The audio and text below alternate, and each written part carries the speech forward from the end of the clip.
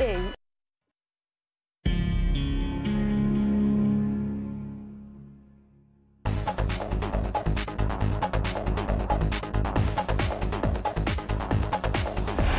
Thousands of people pay their respects to former U.S. President George H.W. Bush before a state funeral in Washington. The impact of youth instability and unemployment on Uganda. And the International Association of Athletics Federation chooses a Kenyan world record marathon runner as its Athlete of the Year. Africa 54 starts right now.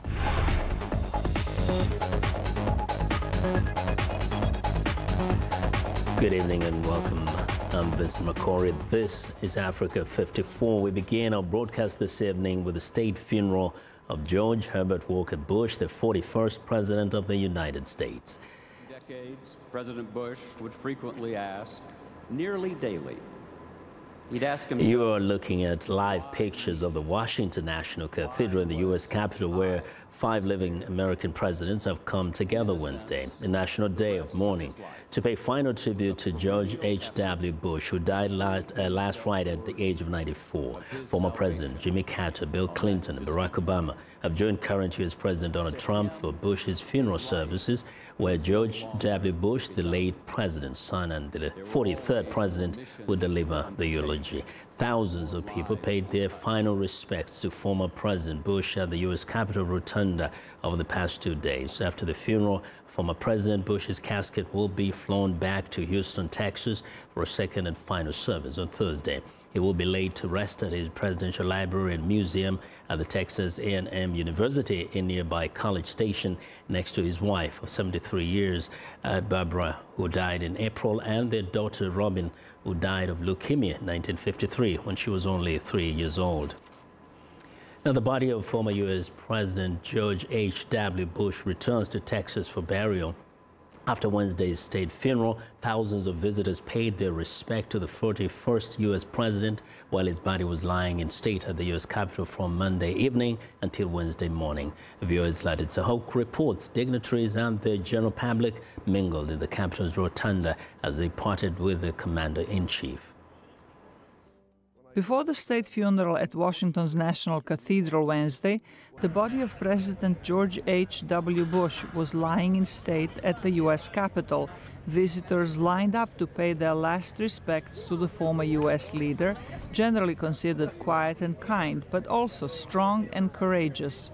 Among them was a fellow Texan who spoke to VOA Turkish service. Well, I'm from Texas, and he obviously is from Texas as well.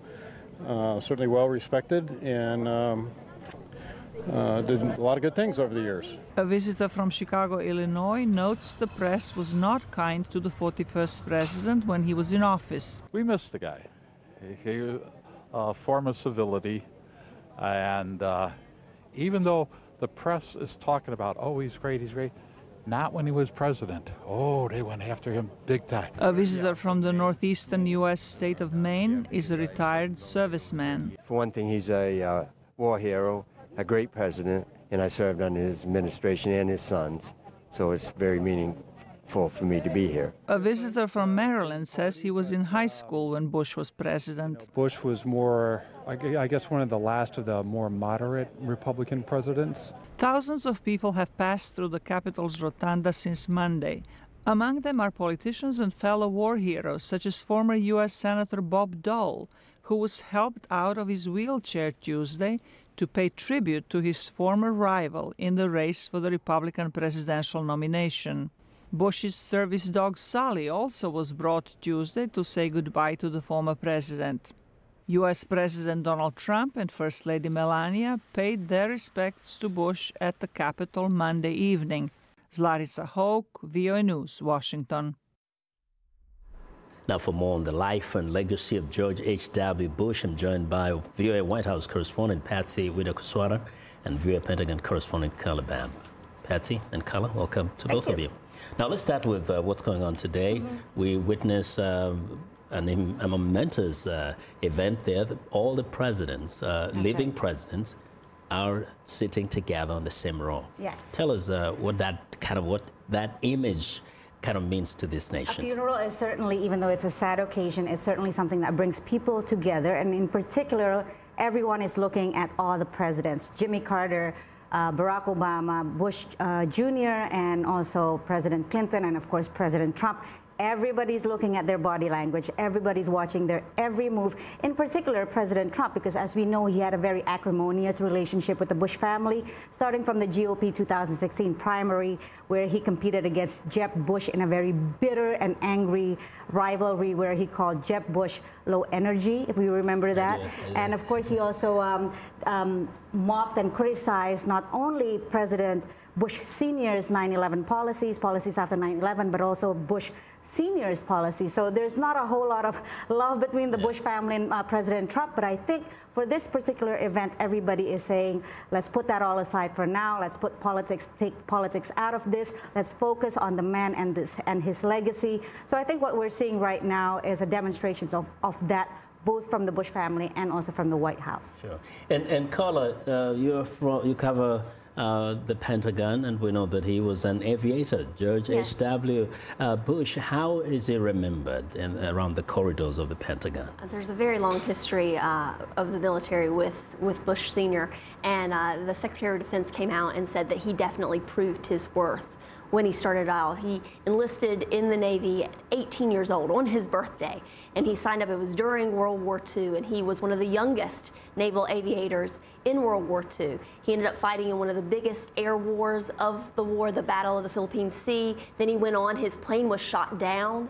As the flames were surrounding him, his engine was on fire, he still managed to drop bombs and keep it cool, get out to sea, and then he was able to eject and evacuate and was picked up hours later by a submarine. So he has that history for sure. And in fact, there's a little nod to that naval aviation today. He's going to be wearing, he's being buried in socks that have a naval squadron on them. Oh, He's a big socks guy, right? He has a sock for every occasion. For colorful socks. Yeah, and it was funny because people called him kind of a boring president. I remember the Saturday Night Live skits kind of mocking how he would drone on sometimes. And clearly he proved after his presidency that he was anything but boring with his choice of socks the sock trend way before the hipsters did. Yes, absolutely.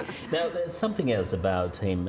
It looks like there's a lot being said today about how great of a person he was, his character, the way he treated people. Now, was that all lost somewhere in the politics of the day, or is it that just history had done him an injustice for having been a one-term president?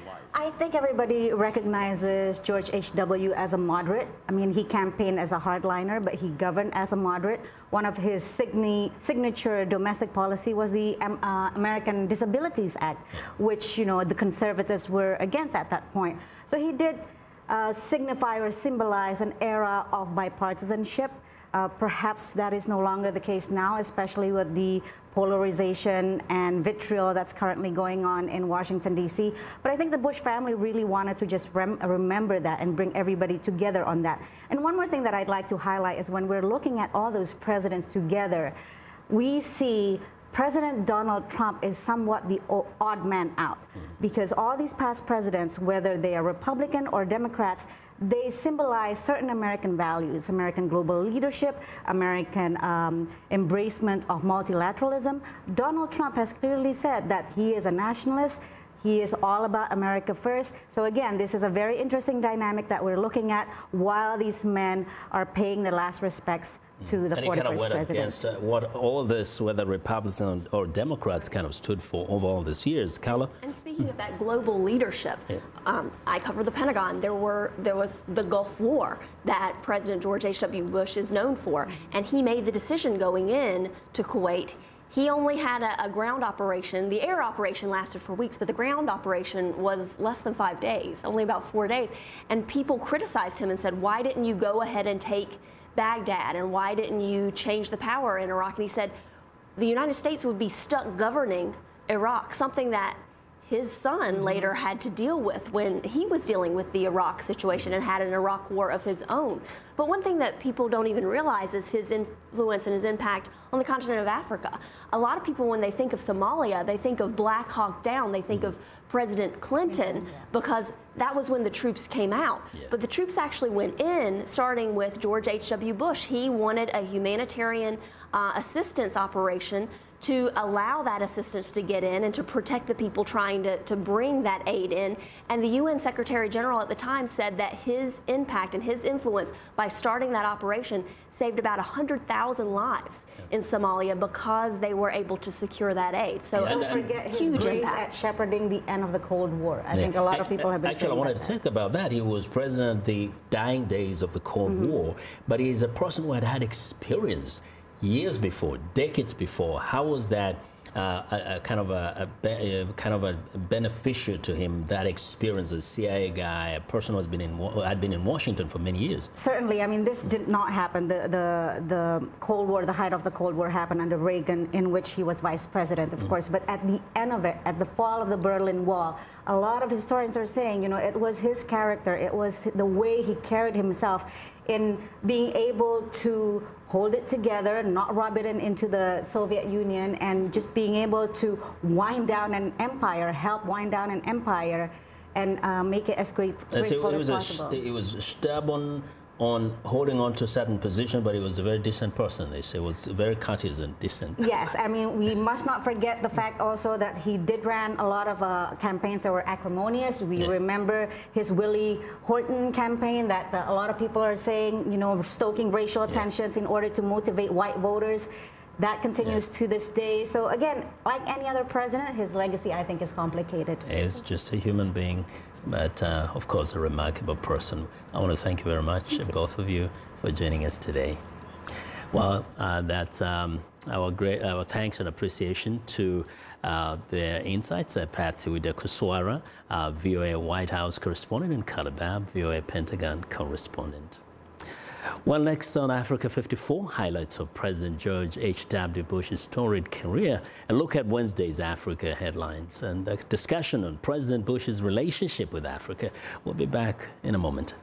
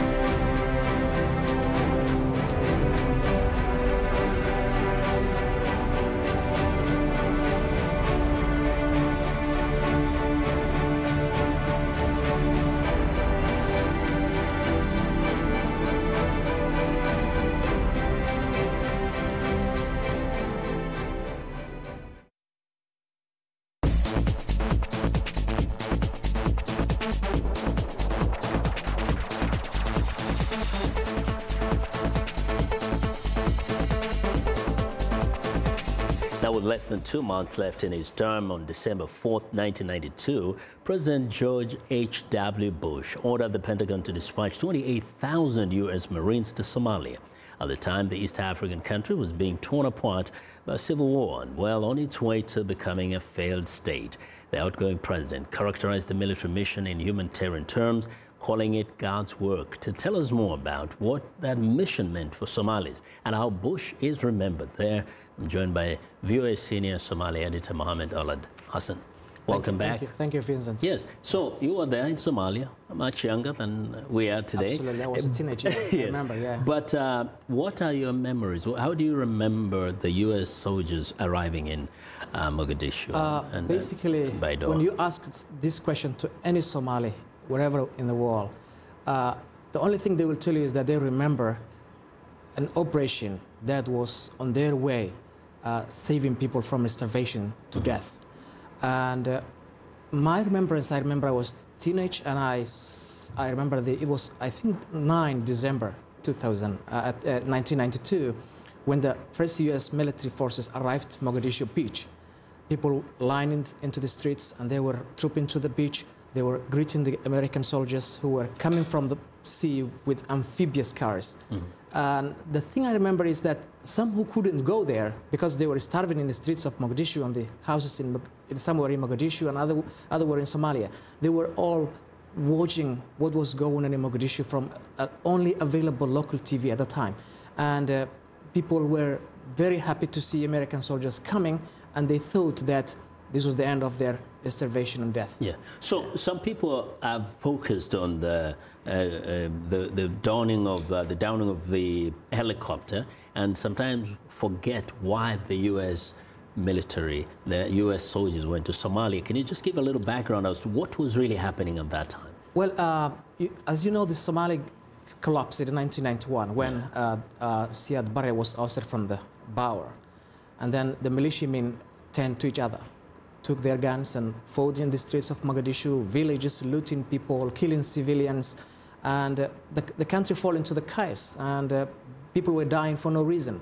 Warlords started to divide themselves into smaller fiefdoms where militiamen, clan-based militiamen, were controlling by themselves. So it was a kind of a whole chaos in the whole nation. And the aid could not reach Somalia.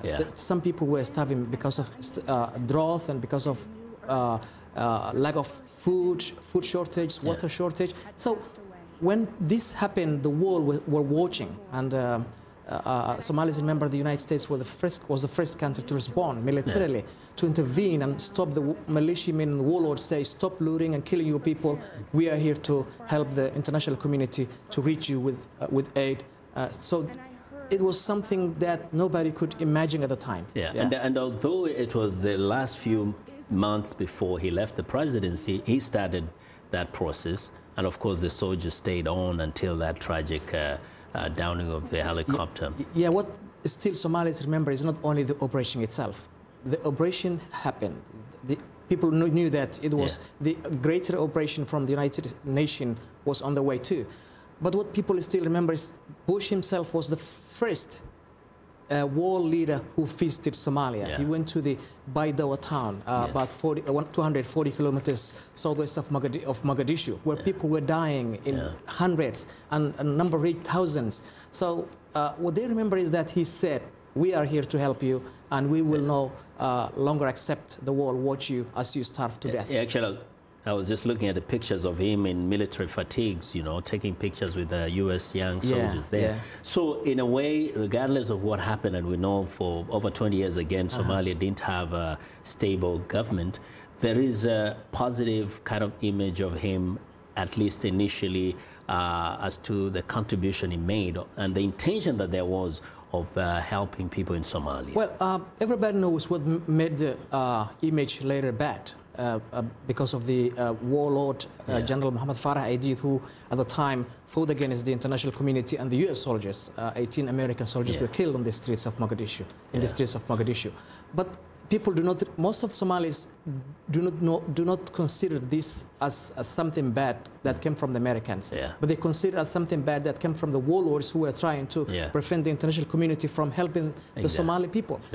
The legacy Bush left Somalia is that he was a kind leader who came into the right time, into the right place, and who saved some people from dying with starvation, mainly children and women. Remarkable. Mohammed, thank you very much for joining us and giving us those insights. Well, that's Mohammed Oland, VOA senior Somali editor.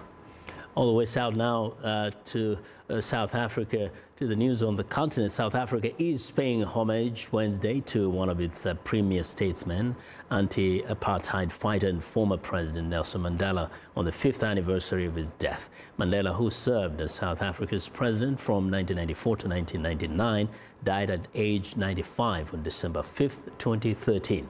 Now, according to a report by South Africa Broadcasting Corporation, members of the Kunu community where Mandela grew up participated in a peace walk that will culminate at the Mandela Museum. Mandela, who became the first black president of South Africa, was arrested in 1962 and sentenced to life imprisonment on charges of conspiring to overthrow the country's brutal apartheid regime.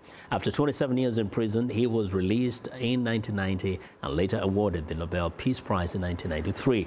1 year later, the man known as Madiba became president of South Africa in the first free election in the country. The South African leader also received numerous tributes this year on the centenary of his birth. Sub-Saharan Africa needs to double annual job creation to 20 million per year for the next 2 decades if it is to absorb its growing workforce, says the International Monetary Fund. With the youngest population in the world, Uganda is one of the countries most at risk from crime and instability from the unemployment of its youth. Halima Thumani has more from Kampala. Ugandan youth in Katwe, a slum in the capital, Kampala, are lucky to find manual labor at factories like this one, producing metal. Uganda has the world's youngest population. 75% of the country's 43 million people are under the age of 30. But the number of unemployed is growing. Out of school and struggling to find work, Umaru Migade resorted to street crime to earn a living. He was alone around 9 p.m. I got a hold of him and squeezed his throat till I heard it crack. He fell. I don't know if he died because I was too busy searching his pockets. I didn't know he was also looking for something to eat. After looking through his pockets, I discovered he too didn't have a single coin.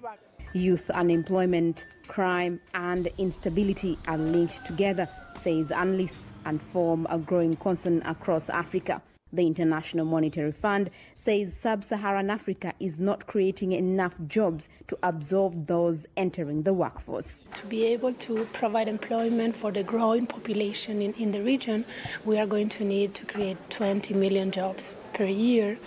And the problem with that is that in the last 5 years, the average job creation has been 10 million. So that means that we need to think a bit differently. The IMF says private investment in sub-Saharan Africa has grown from $4 billion in the last decade to $60 billion in 2017 alone. But many African countries like Uganda are racking up debt to grow their economies, while most investments are focused on infrastructure. Unfortunately, it's not translating into jobs in the economy. And then those projects are necessary, but let's structure them in such a way that there's a very heavy local Ugandan content, because that is being done elsewhere and it can actually translate into jobs that are very highly desired in our economy. Meanwhile, former street criminal Umaru Migade is taking a more hands-on approach, helping Uganda's unemployed youth find healthier outlets for their frustrations. Halima Athmani for VOA News, Kampala.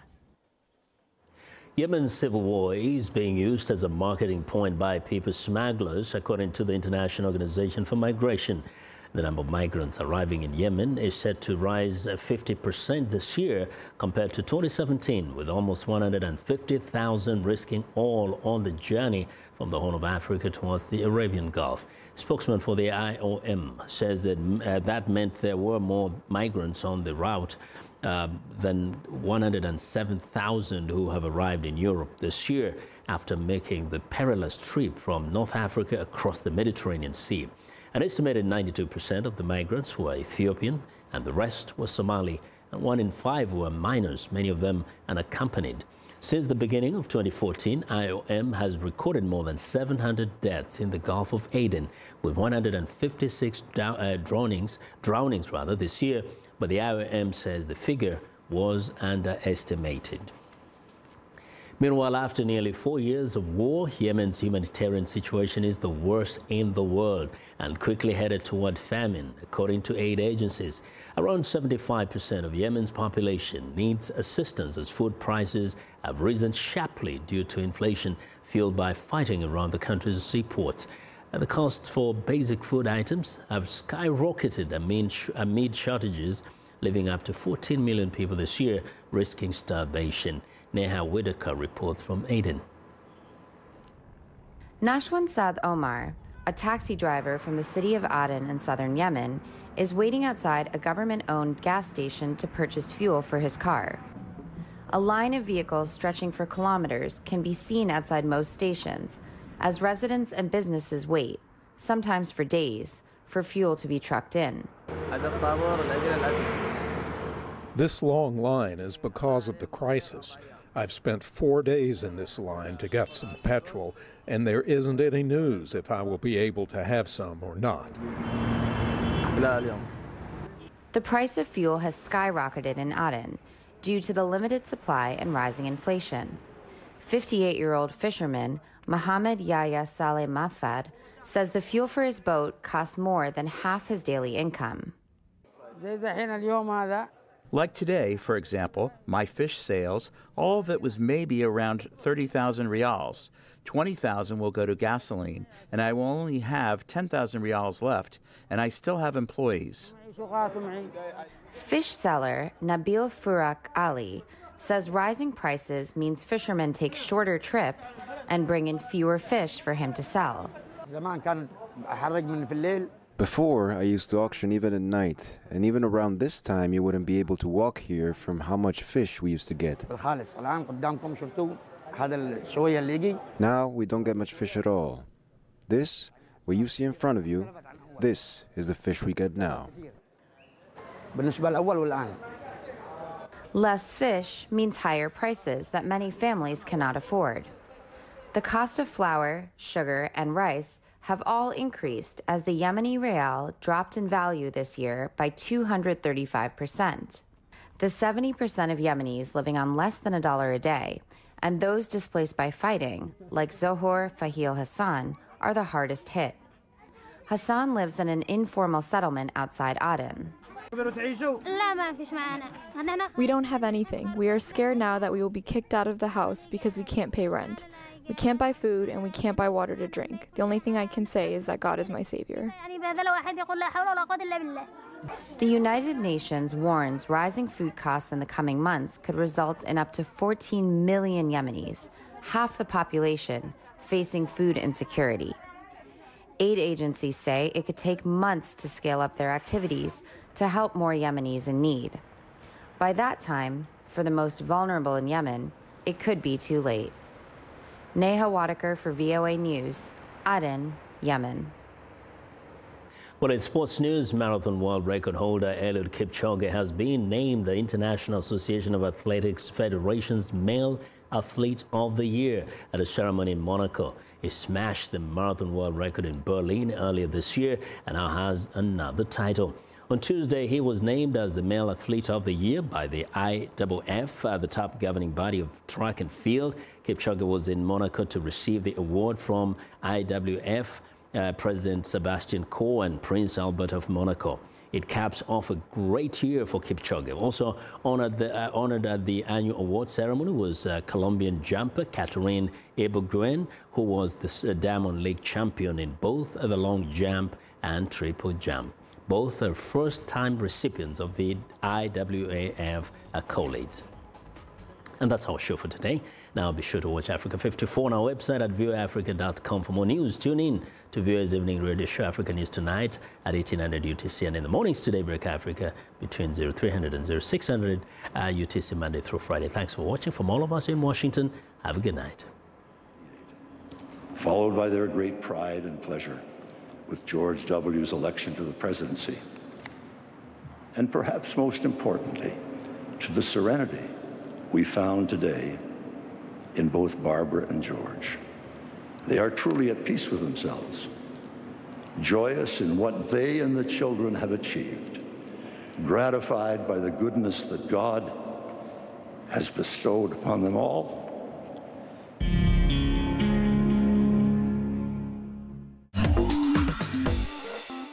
Welcome to English in a Minute. Lots of items are made from gold, like jewelry, coins, and medals. Golden opportunity. This sounds like a strange thing to be made of gold. Jonathan, are you as excited as I am about the holiday next week? I might be more excited. The holiday is a golden opportunity for me to catch